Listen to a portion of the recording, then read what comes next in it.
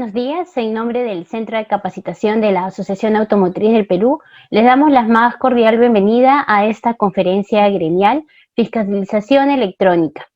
En esta ocasión se está realizando gracias al apoyo de EY. Antes de iniciar la conferencia, quiero indicarle que las consultas las podrán realizar durante la ponencia y serán resueltas al finalizar la charla. Nos acompañan el día de hoy Evelyn Linares, gerente de litigios, abogada por la Pontificia Universidad Católica del Perú. Posee más de 5 años de experiencia brindando asesoría en procedimientos de fiscalización y contenciosos tributarios. Y también nos acompaña Melissa Lama, gerente de litigios, magíster de la Maestría de Tributación y Política Fiscal por la Universidad de Lima, y cuenta con 13 años de experiencia brindando asesoría en materia tributaria, administrativa y contenciosa.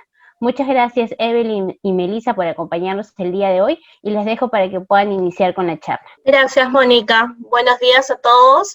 Espero que se encuentren muy bien. Como les comentaba Mónica, vamos a comentarles un poco respecto del Sistema Integrado de Expediente Virtual y su utilización para los procedimientos de fiscalización definitiva y cruces de información. El año pasado, a fines de año, en diciembre, se publicó la resolución de Superintendencia 262-2019, la cual incorporaba la utilización de este sistema integrado de expediente virtual a los procedimientos de fiscalización definitiva y parcial distinta a la electrónica, y también para cruces de información.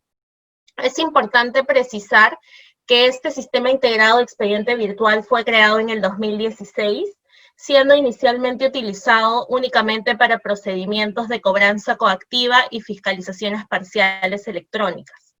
¿En qué consiste este sistema integrado de expediente virtual? Básicamente en brindarle a los contribuyentes, tanto personas jurídicas como personas naturales, la posibilidad de tener este expediente de forma virtual en la plataforma de Clavesol. Ahora bien, como les indicaba, este expediente era utilizado desde el 2016 para procedimientos de cobranza coactiva. Es decir, los contribuyentes podían acceder a su expediente de cobranza coactiva, presentar escritos de suspensión o conclusión de la misma y a su vez recibir notificaciones en este expediente virtual. Y con ello tenían toda la información de sus casos en línea. Lo propio se ha querido hacer incorporando a los procedimientos de fiscalización definitiva y cruces de información. Es decir, darle un espacio a los contribuyentes para que estos tengan sus expedientes de fiscalización y cruces en línea. Ahora, la norma publicada a fines del año pasado estableció un cronograma para su entrada en vigencia, para estos procedimientos de cobranza coactiva, para estos procedimientos de fiscalización definitiva y cruces de información. ¿Cuál es este cronograma? A partir del 1 de enero de este año ya se encontraba vigente para los contribuyentes que formen parte de la Intendencia Lima, para el caso de fiscalizaciones parciales distintas a la electrónica y cruces de información. Por otro lado, se precisó que a partir del 1 de mayo del 2020, este expediente virtual estaría disponible para todas aquellas fiscalizaciones definitivas realizadas a contribuyentes que formen parte del directorio de la Intendencia Lima. Y a partir del 1 de agosto, para todos los contribuyentes, tanto para fiscalizaciones definitivas como parciales distintas a la electrónica y cruces de información. ¿Qué supone esto? Que cada vez que se vaya a iniciar un procedimiento de fiscalización parcial distinta a la electrónica, fiscalización definitiva o cruce de información, según estos cortes establecidos en la norma, lo que va a suceder es que automáticamente se va a generar este expediente virtual alocado en el sistema Clavesol, para que los contribuyentes accedan a través del mismo, ya sea para revisar el contenido de los requerimientos de información o también presentar documentación a partir de este sistema. Lo que permite es revisar todo el contenido del expediente de fiscalización, desde la carta de presentación, los requerimientos, y también alocar las solicitudes o escritos electrónicos que se van a presentar, ya sea, por ejemplo, para pedir una prórroga o para contestar y atender el requerimiento. Permite la presentación digital de estas solicitudes y escritos electrónicos siempre que se cumpla con los requerimientos formales del sistema. Más adelante les explicaré cuáles son aquellos. Y a su vez brinda el acceso directo al expediente de fiscalización las 24 horas del día y los 365 días del año al ser un expediente virtual. Se señala que este acceso directo al expediente de fiscalización solo va a estar restringido cuando se discute aplicación de norma 16, donde estará sujeto a una aprobación previa. ¿Y qué es lo que pretende quizás SUNAT con la implementación de este sistema integrado de expediente virtual? No solo darle la posibilidad a los contribuyentes de acceder a sus expedientes en línea, sino también obtener información digital y electrónica, la cual le va a permitir a la administración tributaria cierta facilidad para el cruce y verificación de la información presentada por la compañía o por terceros, dado que a la fecha ya tenemos libros electrónicos y facturación electrónica, lo cual le va a permitir a SUNAT realizar un cruce más eficiente de esta información. ¿Qué es lo que vamos a poder hacer a partir de este sistema de expediente virtual? Como les adelantaba, vamos a poder presentar solicitudes electrónicas o escritos. Estas solicitudes, entre otras, son las prórrogas que usualmente se presentan al auditor para efectos de tener un mayor plazo para consolidar la información a presentar a la administración tributaria. También se puede solicitar el cambio de lugar para exhibir o presentar documentos y solicitar reuniones con los agentes fiscalizadores y o sus jefes a efectos de tener actualizados los detalles del estado del procedimiento. ¿Cuál va a ser el medio de presentación? El medio de presentación puede ser a través de SUNAT Operaciones en línea. Se ingresa con los datos de clave SOL y se presentan los documentos en archivos PDF para que el sistema lo pueda soportar.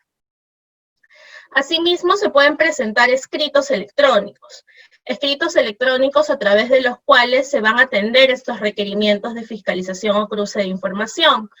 Por ejemplo, el primer requerimiento donde piden mucha información de carácter formal, contable o societaria, se pueden presentar todos estos documentos digitalizados a través ya sea del sistema clave SOL, dependiendo si los archivos a presentar cumplen con los requerimientos de los tamaños máximos permitidos, el cual se indica en la plataforma clave SOL, o también se pueden presentar a través de la entrega de un USB que contenga estos escritos y archivos electrónicos, que se puede disponer tanto en mesa de partes como al agente fiscalizador haciéndole la entrega de este USB. Ahora, es importante señalar que en los casos donde se entregue el USB o el documento electrónico en un CD o USB, este deberá contar con la firma digital del representante legal autorizado por la escala de poderes de la compañía para efectos de representar a la sociedad ante la administración tributaria en un procedimiento de fiscalización o cruce. Esto es sumamente importante debido a que es un requisito formal establecido en la norma, y lo que nos señala la norma es que el sistema automáticamente va a generar constancias de presentación de estos escritos. No obstante, en los casos en los que no se cumpla, por ejemplo, si vamos a contestar un requerimiento de fiscalización definitiva a través de un USB y el escrito de respuesta y los documentos adjuntos no cuentan con la firma digital requerida, el sistema no va a permitir la presentación de tales documentos y va a indicar el motivo de ello. Si bien esto no va a restringir la posibilidad de presentar los documentos, por ejemplo, de forma física, en cuyo caso la administración tributaria tiene la obligación de digitalizar esta información y subirla al sistema integrado del expediente virtual, si existe un riesgo de que se le imponga a la compañía algún tipo de sanción por no cumplir con la presentación de esta información en la forma requerida, dado que ante la utilización del sistema integrado de expediente virtual, los requerimientos de presentación van a hacerse de forma digital o electrónica. lo cual, al no cumplir con la forma que me está solicitando la Administración Tributaria presente la información, se me podría imponer una sanción prevista en el numeral 5 del artículo 177 del Código Tributario, vinculada a la no entrega de información en la forma solicitada. Entonces, para ello va a ser importante atender, por ejemplo, al tamaño máximo permitido para la presentación de información mediante el sistema clave-sol, o en todo caso, a los tipos de formato que se deben entregar a través de un USB al agente fiscalizador o en mesa de partes, y principalmente este requerimiento de orden formal vinculado a la necesidad de contar con una firma digital. Al respecto, esta norma, cuando hace referencia a la firma digital, hace remisión a la regulación de la firma digital a través de la Ley 27269, que es la Ley de Firmas y Certificados Digitales, y a su vez su reglamento. Según esta normativa, la firma digital tiene la misma validez y eficacia jurídica que una firma manuscrita, siempre que esta firma haya sido generada a través de un certificado digital emitido por un proveedor validado por Indecopi, y a su vez que haya sido incorporada al documento mediante la utilización de un software acreditado ante Indecopi también. Así, Indecopi es el órgano competente en este caso para regular y fiscalizar la utilización de la firma digital.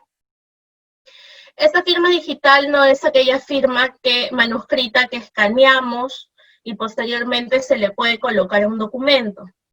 Es una firma que se encuentra encriptada por unos códigos especiales y que permite su incorporación a diversos formatos de documentos dependiendo del tipo de software que se utilice. Es importante considerar que cada firma se encuentra vinculada a un certificado digital y a una persona. En el caso de las personas jurídicas, estas pueden solicitar certificados digitales, las cuales van a vincular al apoderado o representante legal con la empresa. Y siempre el titular del certificado digital, en el caso de una persona jurídica, va a ser la persona jurídica, siendo que el apoderado o representante legal va a ser el responsable de la clave de su certificado digital.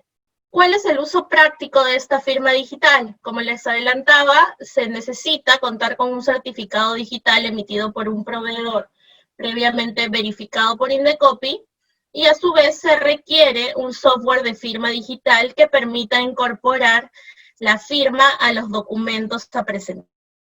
En ese sentido, lo primero que se debe hacer es obtener un certificado digital de un proveedor acreditado y adquirir un software de firma digital también de un proveedor acreditado por Indecopi.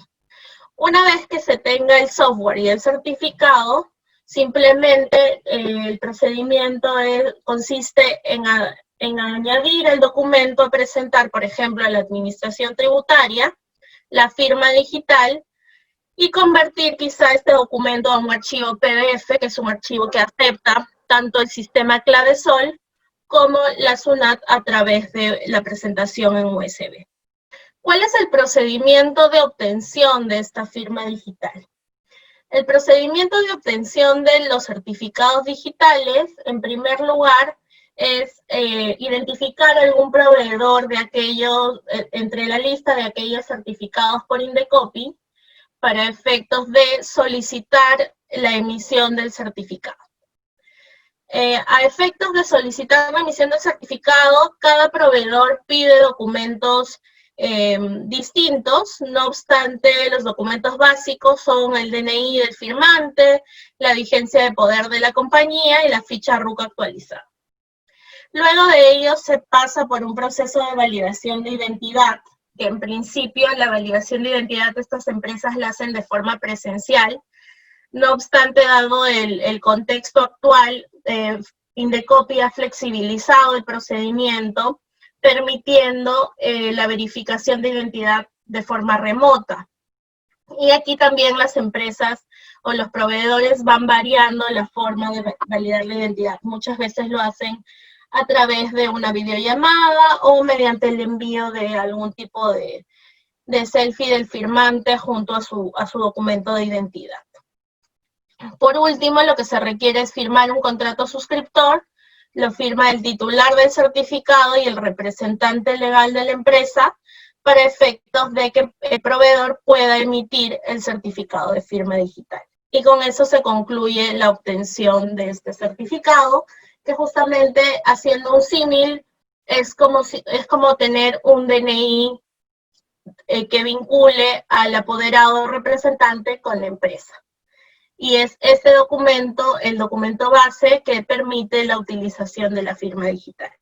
Ahora, en relación al software de firma digital, también es necesario que sea un software proporcionado por un proveedor autorizado por Indecopi.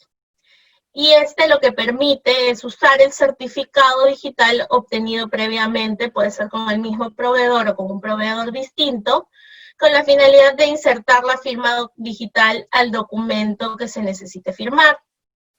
Hay distintos tipos de software, hay algunos que se pueden utilizar incluso en tablets o celulares, y la mayoría de ellos se usa a través de una computadora. Adicionalmente, RENIEC ha implementado un software llamado Refirma, el cual tiene una descarga gratuita, no obstante, únicamente permite la firma de archivos PDF, con lo cual puede utilizarse en su defecto algún tipo de software que permita firmar todo tipo de documentos, más aún que cuando en un procedimiento de fiscalización se suelen presentar archivos de diverso tipo, tanto archivos Excel como archivos TXT, entre otros, los cuales se podrían firmar digitalmente con un software emitido por una entidad verificada por Indecopi.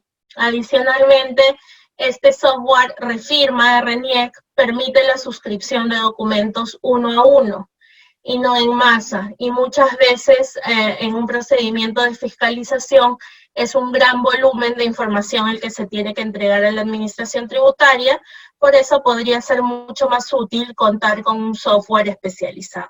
Adicionalmente al tema que les comentaba, que tenemos un requerimiento de orden formal en esta resolución 262-2019 respecto a la necesidad de contar con la firma digital para poder presentar escritos electrónicos mediante un USB, es importante apreciar que a este certificado de firma digital le puede dar diversos usos.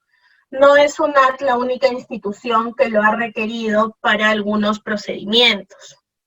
De hecho, también la Superintendencia de Mercado de Valores señala que esta firma digital es de uso obligatorio para su sistema de mesa de partes virtual.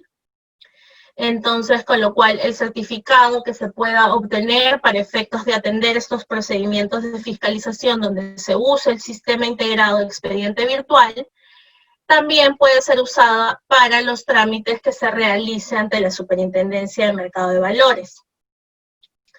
Lo propio va a ocurrir por ejemplo, a la fecha ya tenemos, el Tribunal Fiscal ha implementado una mesa de partes virtual a través de un correo electrónico, en la cual también señala que de preferencia los documentos a enviar deberán estar firmados digitalmente, con lo cual también se puede usar para esto. Seguidamente a esta exposición, Melissa les va a comentar el tema de la mesa de partes virtual de SUNAT, y en este caso, si bien no ha sido requerida la firma digital como un requerimiento de orden formal para la presentación de escritos a través de esta mesa de partes virtual, también es aceptada y la pueden utilizar. Esto bajo la premisa de que la firma digital tiene la misma validez jurídica que una firma manuscrita. Adicionalmente, la legislación laboral señala que todo tipo de documentos laborales pueden ser suscritos de forma digital, con lo cual los certificados también tienen ese uso. Y adicionalmente, ya a la fecha hay muchas empresas de telecomunicaciones, seguros, bancos, el propio Poder Judicial, Indecopi, otros reguladores, aceptan la utilización de documentos electrónicos, con lo cual también se le puede dar dicho uso a la firma digital. Y finalmente también puede tener un uso privado para la celebración de contratos de diversa naturaleza. Y sí es sumamente recomendable obtener estos certificados de firma digital y el software necesario para incorporarle a los documentos, más aún con el contexto actual, ¿no? Donde tanto SUNAT como otros entes estatales y privados van a privilegiar el contacto remoto en defecto del contacto presencial.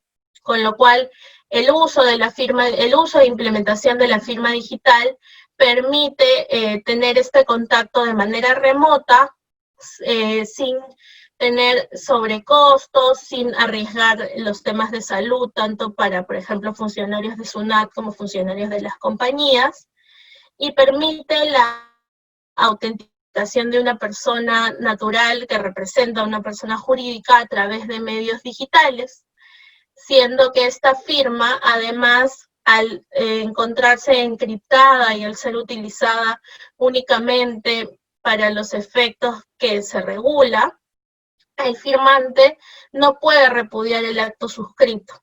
Es decir, tiene una validez que no permite, en este caso, prueba en contrario respecto de quién firmó el documento.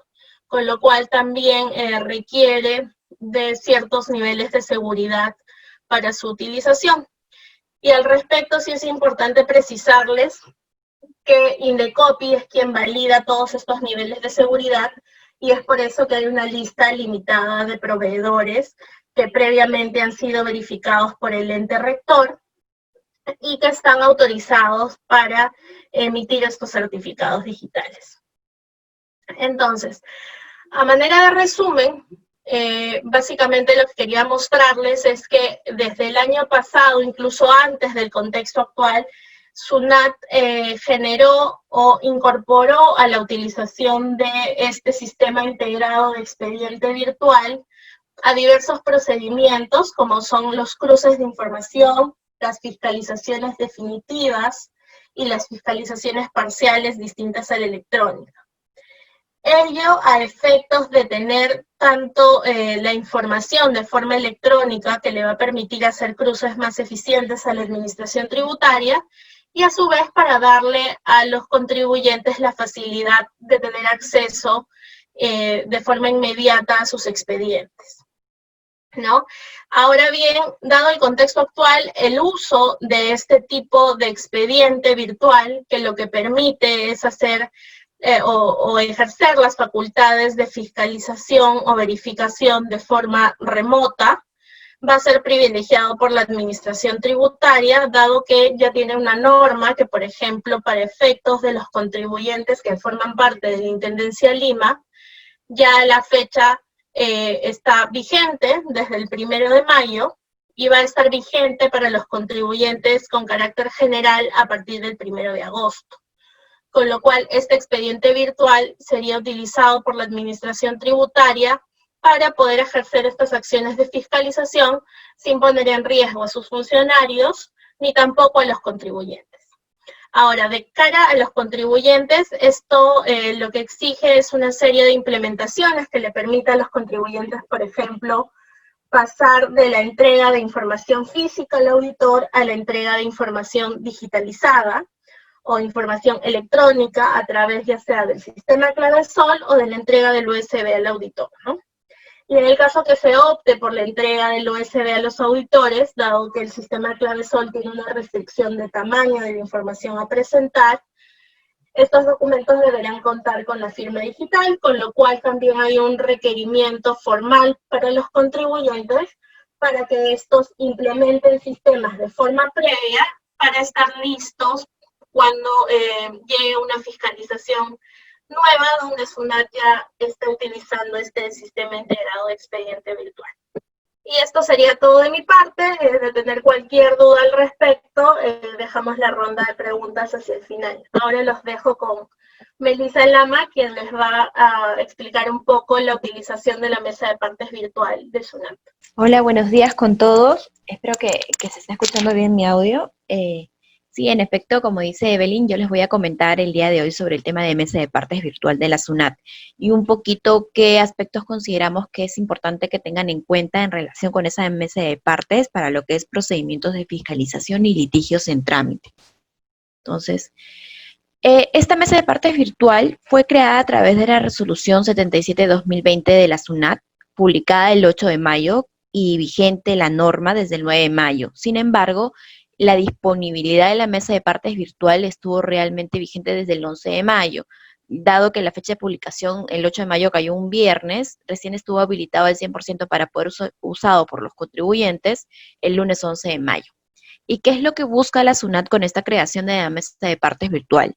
Facilitar a su administrador la presentación virtual de documentos, puesto que, como se sabe, con ocasión de esta pandemia, todos los centros de servicio de contribuyente estuvieron cerrados desde el 16 de marzo y siguen cerrados hasta la fecha. Entonces, SUNAT vio la necesidad, en la medida de que se iban alargando los plazos de la cuarentena y aislamiento social, de crear esta herramienta para que el contribuyente pueda presentar estos documentos que antes presentaba de forma física, hacerlos a través de esta plataforma virtual.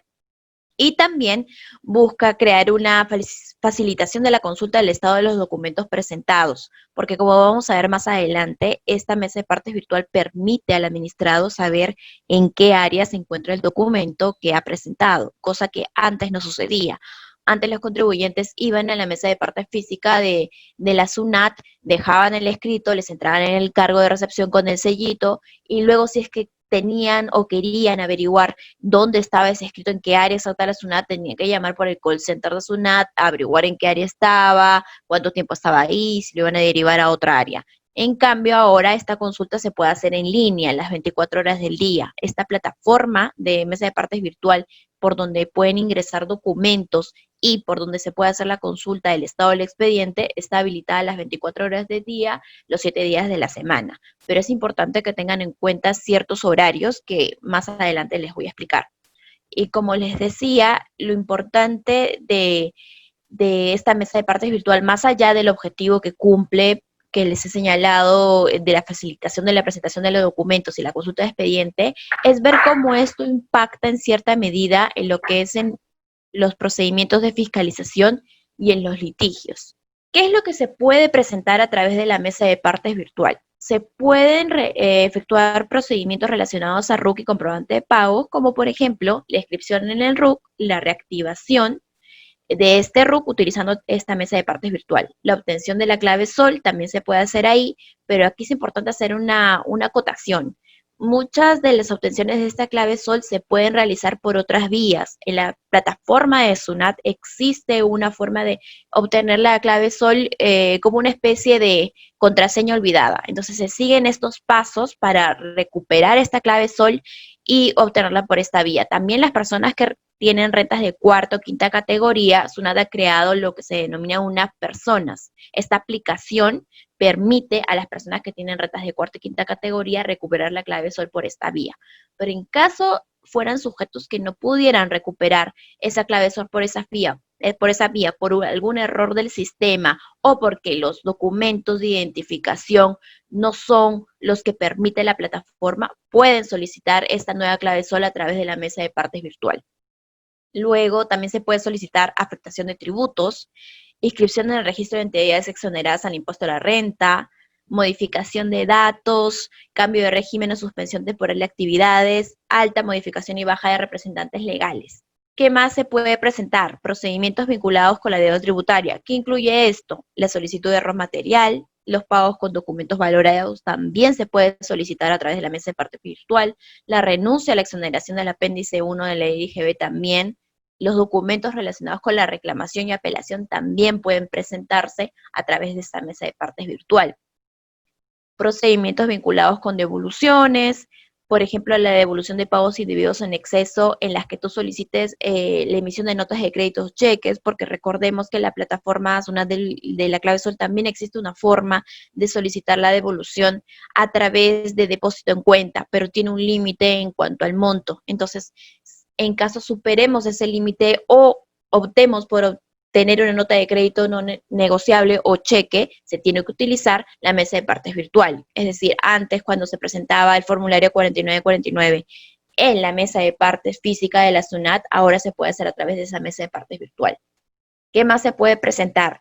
La solicitud de devolución de los transportistas por el impuesto selectivo al consumo, la solicitud de 9 emisiones de notas de crédito negociables que estén deteriorados o se hayan perdido, lo mismo con los cheques que hayan sufrido algún tipo de caducidad. Régimen de recuperación anticipada de IGB, impuesto del IPM también se puede presentar a través de eso, y la solicitud de devolución definitiva asociada al IGB, ISC y IPM también. Procedimientos aduaneros, algunos también pueden ser llevarse a cabo a través de la mesa de partes virtual, como la clasificación arancelaria de mercancías, la exoneración de derechos e impuestos de importación, autorización de recinto por exposiciones o ferias internacionales, solicitud de devolución de mercancías incautadas también. Entonces, hasta aquí pareciera que pudiéramos utilizar la mesa de partes virtual para todo lo que se nos ocurriera o requiriéramos de parte de la SUNAT, lo pudiéramos presentar aquí. Pero es importante tener en cuenta que la norma ha establecido supuestos en los que no se debe utilizar esta vía para la presentación. ¿Cuáles son estos supuestos? El primero, aquellos documentos que dan inicio a un procedimiento de aprobación automática no pueden ser presentados a través de la mesa de partes virtual. Tampoco pueden ser presentados aquellas declaraciones, solicitudes u otros documentos cuya presentación puede realizarse a través de SUNAT, operaciones en línea u otro medio electrónico. ¿Cuáles son estos casos? Por ejemplo, dentro de la plataforma de operaciones en línea se permite el cambio de domicilio fiscal o giro de negocio de la compañía. Entonces, en tanto existe una vía adicional mediante la cual el contribuyente pueda hacer esa modificación, no debería utilizarse la mesa de partes virtual de SUNAT. Lo mismo pasaría con lo que les comenté hace un momento de la clave SOL. Existe una vía paralela, pero aún así se acepta la presentación de mesa de partes virtual de SUNAT siempre y cuando no se haya podido utilizar esta vía paralela. Entonces, en la clave SOL es un buen ejemplo para saber que incluso en algunos casos que teniendo una vía paralela para poder obtener lo que nosotros requerimos de la administración tributaria, se ha habilitado la mesa de partes virtual para poder subsanar cualquier tipo de vacío que quede por esta vía adicional para la obtención de lo que en este caso sería la clave SOL. Que tampoco se debe presentar por ahí, las solicitudes de compensación de pago indebido o en exceso. Estos se presentan también a través de SUNAT Operaciones en Línea. Hay un link específico para eso. Entonces, es importante tener en cuenta qué cosas puedo hacer en SUNAT Operaciones en Línea para no tener que replicarlas en la mesa de partes virtual SUNAT. Que tampoco puedo presentar consultas tributarias o aduaneras. Estas consultas tributarias y aduaneras se hace referencia a las típicas consultas que un contribuyente hacía llamando al call center de SUNAT o a través del chat tributario que existe en la página web de SUNAT. Estas consultas tienen que mantenerse por la vía de los canales habilitados por la SUNAT para absorberlas, es decir, el teléfono, el chat tributario, también contestan este tipo de consultas a través de redes sociales y también a través del chat Sofía, que es un bot que creó la SUNAT ya hace algún tiempo para poder absolver preguntas básicas de los contribuyentes. Que tampoco podemos presentar las declaraciones, solicitudes u otros documentos que deban realizarse en forma presencial. ¿Cómo sé yo que se tiene que realizar en forma presencial y no la puedo realizar en forma virtual? Porque existe alguna exigencia normativa de presentación física, es decir, existe alguna norma que me obligue a efectuar una presentación física y no la pueda realizar de forma virtual, que se requiere algún aplicativo para validar cierta información de lo que yo estoy presentando, o solo de forma virtual se puede dar cumplimiento a ciertos requisitos legales o por la propia naturaleza de la documentación se tenga que presentar en forma física. Por ejemplo, las cartas fianzas. Las cartas fianzas que presentan los contribuyentes, ya sea para valoración de prueba o porque se está efectuando una presentación de algún recurso de forma extemporánea, tienen que presentarse de forma física, porque SUNAT las necesita, eventualmente si en algún momento las tiene que ejecutar, las necesita de forma física. ¿Qué es lo que se está presentando igual en la práctica? Que es importante que ustedes sepan qué está sucediendo, ¿no? Con el tema de las cartas fianzas, porque hemos tenido, en efecto, varias cartas fianzas que han ido venciendo durante este tiempo de la cuarentena. Se ha estado coordinando con SUNAT para hacer la entrega o la presentación de esta carta fianza por correo electrónico con el funcionario encargado y por mesa de partes virtual, a pesar de que expresamente por la norma está exceptuado, porque se entiende que por las circunstancias es un poco complicado tener la carta fianza y entregarla de forma física. Sin embargo, sí se están efectuando programaciones y citas especiales a través de las cuales SUNAT nos indica una fecha y hora exacta en la que se hace la presentación. Entonces, si bien es cierto, existen limitaciones específicas de documentación que no debe presentarse por mesa de partes virtual de la SUNAT, sí han habido algún tipo de coordinaciones con los funcionarios en los que se permite esta presentación dadas las circunstancias especiales en las que nos encontramos. Pero es importante tener en cuenta estas restricciones para cuando avancemos un poco más en el tiempo y ya no tengamos estas limitaciones que al día de hoy tenemos. ¿Y qué pasa si es que nosotros, sin ninguna coordinación con el funcionario de SUNAT y de forma unilateral, presentamos esta información que está prohibida a través de la mesa de partes SUNAT? SUNAT no nos lo va a bloquear, es decir, la presentación va a poder realizarse, pero señalan que si se presenta se va a entender por no presentados. Entonces es muy importante esto porque de repente yo ingreso algún tipo de documentación que creo que se puede presentar por mesa de partes virtual, pero estoy en alguna de esas excepciones y se puede entender por no presentados. Entonces puedo ya estar considerando que he efectuado la presentación que se me exige la norma o la presentación de algún inicio de un procedimiento cuando de repente no es así. Entonces es muy importante tener en cuenta documentación que sí se puede presentar y documentación que no puede ser presentada por esta vía. Luego, ¿cómo se efectúa esta presentación? En la página principal de la web de SUNAT, ustedes van a encontrar un área que se refiere a orientación de trámites y servicios más visitados. Ahí SUNAT ha puesto un link específico para acceder a la mesa de partes virtual y ustedes pueden ingresar ahí para efectuar el procedimiento. ¿Y qué es lo que van a encontrar? Van a encontrar un archivo o un formulario como el que estoy mostrando en la pantalla, donde que hay que llenar varios datos básicos del contribuyente, como el número de RUC, qué tipo de presentación estamos haciendo, qué anexos estamos entregando, para que luego puedan efectuarse la emisión del cargo. Es importante que noten que dentro del formulario hay un rubro de correo electrónico. Sin embargo, esto no debe ser llenado para aquellos contribuyentes que cuentan con un buzón SOL. ¿Por qué? Porque aquellos contribuyentes que cuentan con un buzón SOL, cualquier requerimiento que les haga la administración tributaria con ocasión de esta presentación virtual, las va a llegar a través del buzón SOL. Entonces, si se consigna algún correo electrónico, cabe la posibilidad de que SUNAT utilice ese correo electrónico en lugar de buzón SOL.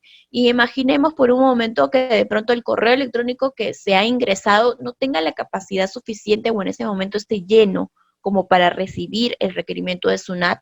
SUNAT no se hace responsable porque no haya ingresado el correo al correo electrónico indicado. Entonces, en aquellos casos que es la gran mayoría que los contribuyentes cuentan con buzón SOL, no se debe consignar un correo electrónico en este campo. Que es importante también que tengan en cuenta la capacidad de archivos por envío. Se permite máximo 5 archivos con un peso de 10 MB por archivo por cada uno de estos formularios. Entonces, ahí más o menos vamos viendo el tipo de documentación para el que estuvo creado en un primer momento esta mesa de partes virtual de la SUNAT. ¿Estuvo creado para la entrega de documentación? Sí, pero no de una amplia capacidad, porque máximo está pidiendo por envío 50 MB. ¿Qué es lo que luego le va a pedir? Acá, dependiendo de si el contribuyente cuenta o no con clave SOL, pueden estar en alguno de los siguientes supuestos. En el caso de contribuyentes que cuenten con clave SOL, que entiendo que sería la mayoría de los casos, tendrían que ingresar el usuario y contraseña de clave SOL. Entonces, cuando se haga la presentación por la mesa de partes virtual de SUNAT, es importante tener a la mano el usuario y contraseña de clave SOL para poder continuar con la presentación.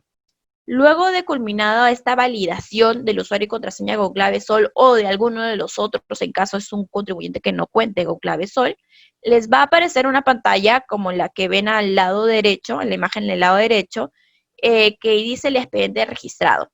Y aquí se consigna el número del expediente. Este pantallazo que ustedes pueden tener no es el cargo de recepción, solo es una acreditación que se ha presentado un expediente, pero no está indicando que éste cumpla con los requisitos. Entonces, es importante igual tener un registro de este pantallazo que le sale con el número de expediente, porque eso nos permite luego hacer una revisión del estado del mismo. Pero ¿cómo obtenemos este cargo de recepción? Una vez registrado el documento, lo que SUNAT hace es enviar al buzón SOL o al correo electrónico ingresado el cargo de recepción y el número de expediente asignado, que es el número que ya se había consignado en la imagen anterior. Y en todo caso, si hay algún detalle de la observación y el plazo para subsanarla.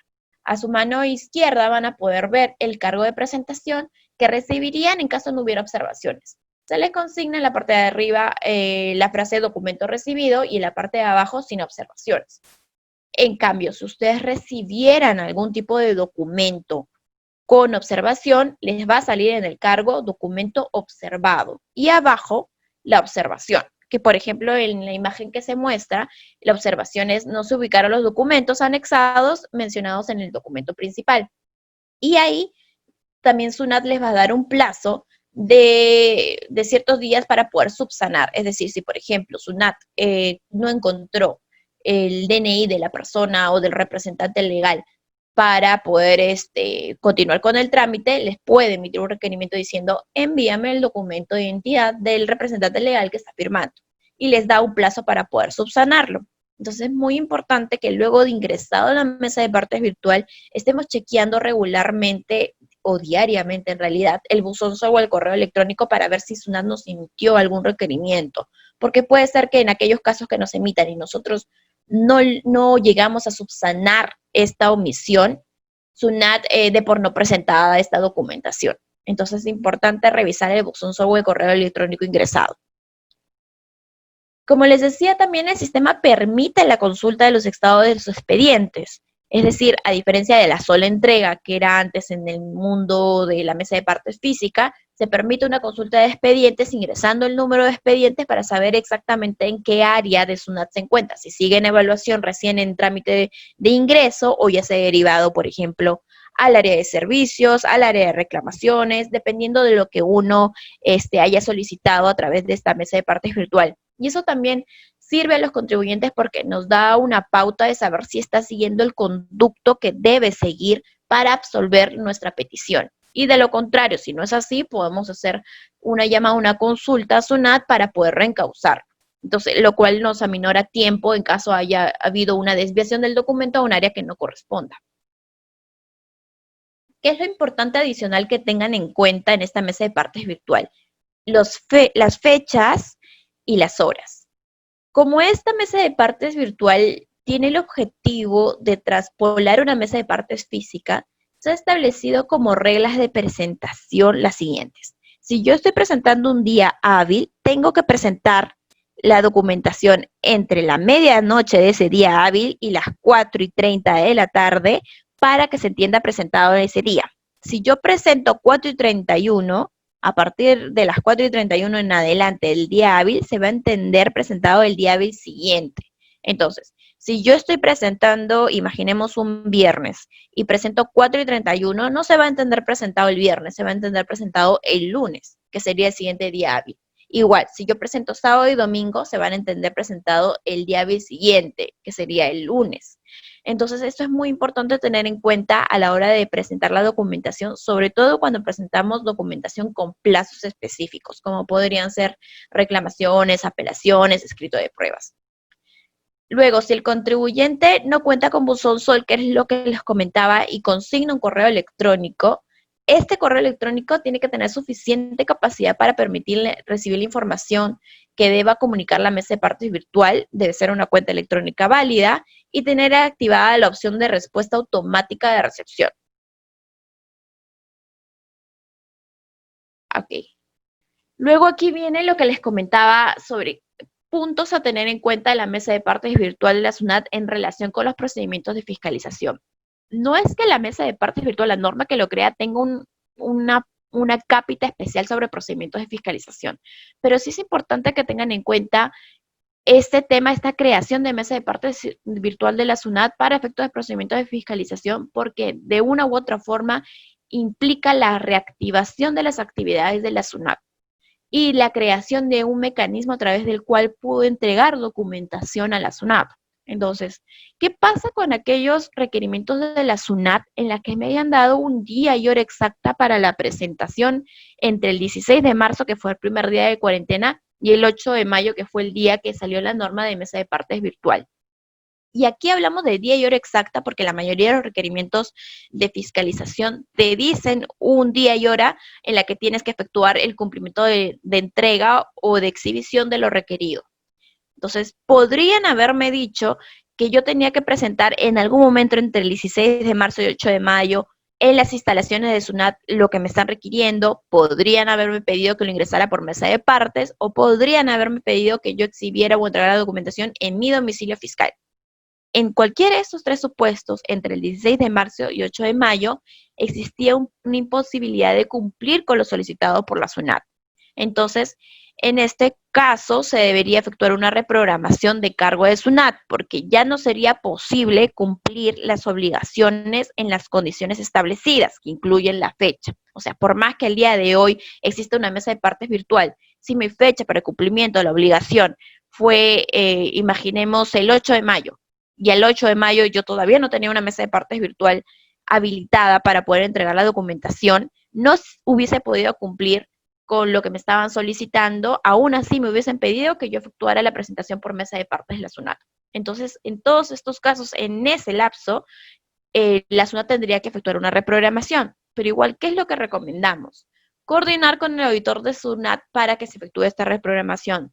Previamente a ello, es importante que las compañías estén ya culminando o avanzando con recabar la información de algún tipo de algún requerimiento que les haya quedado todavía suspendido o en el aire porque entramos en esta etapa de cuarentena, porque es probable que SUNAT empiece a activarse en las próximas semanas o ya en primeras semanas de julio, esta nueva fiscalización. Entonces es importante que para evitar que SUNAT de pronto nos toque la puerta las primeras semanas de julio por una fisca pendiente y nos diga la documentación que tú me tendrías que haber entregado el 8 de mayo, entrégame en 2 días o 3 días y entrar en un supuesto en el cual yo tengo que pedir una prórroga, ir viendo la forma desde ya de completar la información que por ahí se me pudo haber quedado pendiente para la entrega de documentación.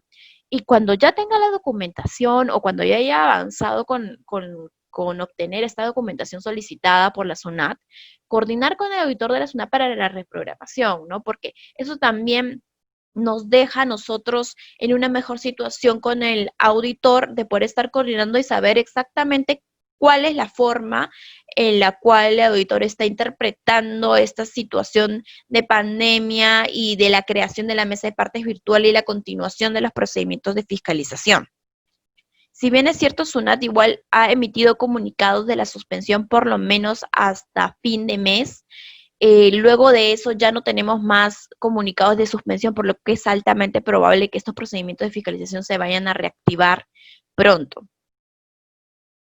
Luego, ¿qué pasa con aquellos requerimientos cuya presentación se hizo entre el 11 de mayo y su vencimiento sea entre el 11 de mayo hasta la reanudación de las funciones de la SUNAT y también me hayan otorgado un día y hora exacta? Para aquellos casos en los que la entrega tenía que haberse hecho en el domicilio fiscal del contribuyente o en las instalaciones de la SUNAT, igual estamos bajo el mismo supuesto de imposibilidad de cumplir con lo requerido y se debería reprogramar una nueva fecha y lugar de presentación. No obstante, en aquellos casos que la presentación de ofertas de mesa de parte de SUNAT, sí existe una posibilidad de que en algún momento el auditor, y esto es ya caso por caso, dependiendo del auditor que tenga a su cargo el procedimiento de fiscalización, entienda que la presentación se tendría que haber hecho a través de la mesa de partes virtual de la SUNAT, dado que se habilitó ese mecanismo desde el 11 de mayo y el contribuyente ya tenía la posibilidad de hacerlo. Entonces, en esos casos en particular, existe la pregunta si es que debí o no debía haber efectuado la presentación a través de la mesa de partes virtual de la SUNAT. Como les comenté al inicio, esta plataforma de la mesa de partes virtual se creó para enviar documentación con una capacidad relativamente limitada, pues solo permitía 5 archivos de 10 MB cada uno, es decir, 50 MB por envío. Entonces, no está pensado en realidad para la entrega de documentación de procedimientos de fisca. Y en la mayoría de los casos en los que nosotros hemos tenido contribuyentes en los que su vencimiento era a partir del 11 de mayo y ya está habilitada la mesa de partes virtual y su requerimiento era la presentación a través de mesa de partes, también hemos coordinado con el auditor para ver la forma de que la presentación no se haga a través de la mesa de partes virtual aún por la capacidad y el volumen de la documentación que se tenía que entregar y efectuarla de forma tardía, ¿no? O después de esto, pero siempre en coordinación con el auditor para que no haya ningún tipo de problema o que entienda que hubiera algún tipo de omisión por parte del contribuyente. Entonces, de nuevo, acá siempre la recomendación va a ser que puedan coordinar y estar bastante de cerca con los auditores de la SUNAT de su caso, pero sobre todo que se pongan a buscar o a terminar de buscar aquella documentación que podría haber quedado pendiente de alguna fiscalización antes de que entráramos en la etapa de cuarentena desde el 16 de marzo. Y finalmente, para el tema de los litigios, como les había comentado, existe un pronunciamiento sobre la mesa de partes virtual que se debe presentar a través de esta, lo que son los recursos de reclamación y los recursos de apelación. Pero es importante que ustedes tengan en cuenta que también se emitieron por parte del Estado suspensiones de plazos. Las suspensiones de plazos para el contribuyente, para las acciones que tenga que efectuar el contribuyente, rigen desde el 20 de marzo y culminó el 10 de junio. Entonces, ¿qué pasa con aquellos recursos de reclamación o recursos de apelación que vencieron entre el 16 de marzo, que fue el primer día de la cuarentena, hasta el 20 de marzo, que fue el día que salió la norma que suspendió los plazos?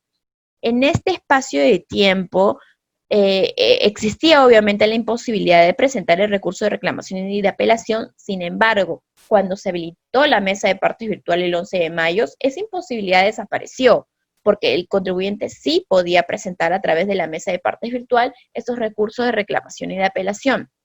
Y de hecho se encuentran incluidos en una lista específica que establece la SUNAT en la página web de la SUNAT, que es una lista a modo de ejemplo, ¿no? No es una lista taxativa de la documentación que se presenta a través de la mesa de partes virtual, pero sí nos lleva a pensar de que este tipo de reclamaciones y apelaciones que tuvieron vencimiento entre el 16 y el 20 de marzo tendrían que haberse presentado a través de la mesa de partes virtual desde el 11 de mayo.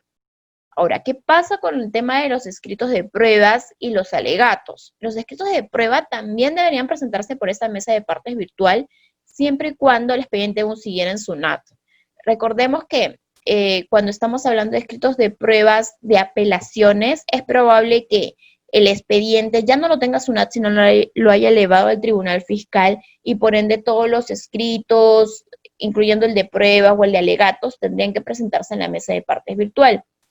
Y para esto el tribunal al día de hoy ya ha creado una mesa de partes virtual que en realidad es un correo electrónico a través del cual se hace la presentación. Entonces, si mi expediente está en SUNAT o si tengo que presentar una reclamación o apelación, la hago por la mesa de partes virtual. Si mi expediente ya se encuentra en el Tribunal Fiscal y tengo que presentar escrito de pruebas o alegatos, lo presento por la mesa de partes virtual del Tribunal Fiscal, que es el correo electrónico que pueden apreciar en la diapositiva. Y ese es el escenario para todos aquellos recursos o escritos que vencieron entre el 16 y el 20 de marzo. ¿Y qué pasa, por el contrario, con todos aquellos recursos o escritos que vencieron desde el 20 de marzo hasta el 10 de junio?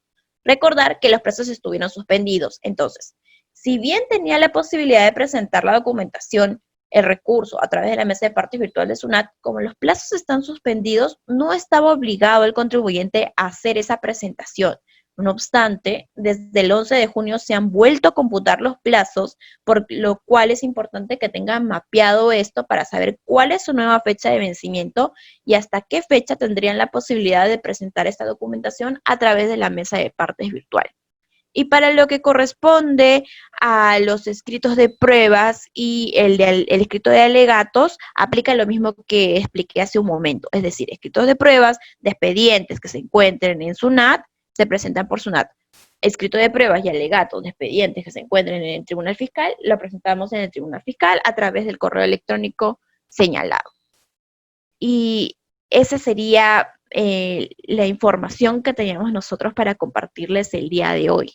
Evelyn, Melissa, agradecerles por haber compartido con todos nosotros esta información explícita sobre los procedimientos y requerimientos para la fiscalización y sobre todo los actuales procedimientos virtuales que se deben seguir ante la SUNAT en estos tiempos, ¿no? Muchas gracias por su participación, muchas gracias a EY por el apoyo que siempre nos brindan y gracias a todos los que nos han acompañado esta mañana. Que tengan un muy buen día. Gracias.